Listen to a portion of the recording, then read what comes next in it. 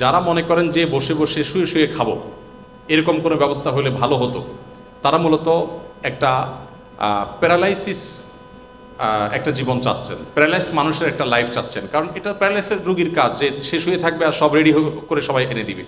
একজন হাত পা সুস্থ স্বাভাবিক মানুষ কখনো এটা প্রত্যাশা করতে পারে না। বাকি আপনার প্রশ্নের যে যে বিষয়টি আপনি ফোকাস করেছেন মূলত, যে এমন কোনো আমল বলবো যে আল্লাহ তালা আমাকে বসা বসা দিন, সরি আপনি বলেছেন যে রিজিকে আল্লাহ তালা যেহেতু নির্ধারণ করে রাখছেন আমার কিছু করার দরকার আছে কিনা। উত্তর হলো, যদি আপনার রিজিকে খুব বেশি কিছু বরাদ্দ না থাকে তাহলে আপনি অলস হবেন এবং আপনার মাথায় এরকম চিন্তা আসবে, আপনি বসে থাকবেন আর রিজিক আসবে না। আপনার রিজিক কতটুকু আছে সেটা আপনার অ্যাটিটিউড এবং অ্যাটিটিউড আপনার পরবর্তী আপনার যে প্রাপ্তি সেটা দেখে বোঝা যাবে। এই জন্য একজন মানুষ তাই পাবে যা তার রিজিকে আছে। রিজিকে আছে বিধায় আমি শুয়ে থাকি, এ কথা চিন্তা করে যদি আপনি শুয়ে থাকেন আপনার রিজিকে কিছু না আসে, তাহলে বুঝতে হবে আপনি কপাল পড়া, আপনার রিজিকে আসলে কিছু ছিলই না। আর যদি আপনি পরিশ্রমী হন, পরিশ্রম করেন এবং ভালো কিছু পান, তাহলে বুঝতে হবে যে আপনার রিজিকে এটাই ছিল। মনে রাখবেন, হবে সেটাই যেটা আমাদের রিজিকে আছে।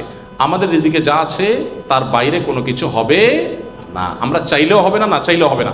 বহু মানুষ আপনার চাইতে অনেক বেশি পরিশ্রম করেছে। ঢাকা শহরে অনেকে গল্প দেয় যে আমি অনেক কষ্ট করেছি জীবনে, আজ এই পর্যন্ত আমি এসেছি, এরকম অনেকে বলেন। এই বলাগুলো অহংকার বশত হয়ে থাকে। তার চাইতে বেশি অনেক চেষ্টা করে মানুষ রাস্তা রাস্তা করে, ঠিক না ঠিক?